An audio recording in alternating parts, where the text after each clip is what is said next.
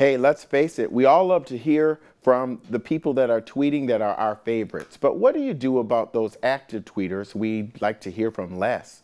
A new account feature called Mute lets you remove a user's content from key parts of your Twitter experience, and WSJ's Yuri Ko joins us from San Francisco to explain. Yuri, when you start to follow a lot of people on Twitter, it can be hard to manage. So now you're saying we can mute people. Tell me exactly what that means.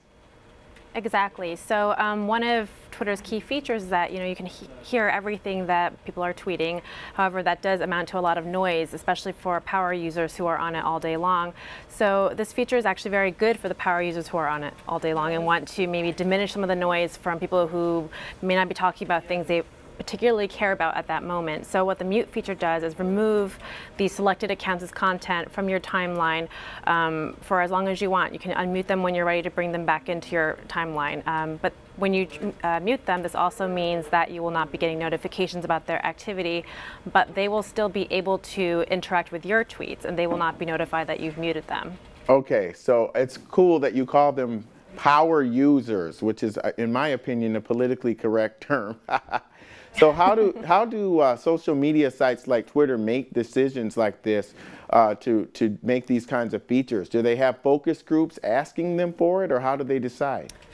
I mean, I think it is a lot of user feedback. They can also, Twitter has a lot of data on how their users are engaging with the service. I do think that this is more a feature not for the average Twitter user who may check it once or twice a day or even once or twice a week, where they may not feel as bombarded by a certain number of accounts. But for people who are on it very frequently, they can weed out some of the noise so they can get to the information that they actually want. I know myself, I follow some 500 accounts now, and I do not need to hear from all 500 accounts every single second of the day, depending on what news I'm interested in. So maybe I don't need to follow Beyonce in the afternoon when I'm focused more on like the news cycle. Well, you actually want to be following Beyonce right now, actually. There's a lot out there on her. That's true. That's why she's on top of mind.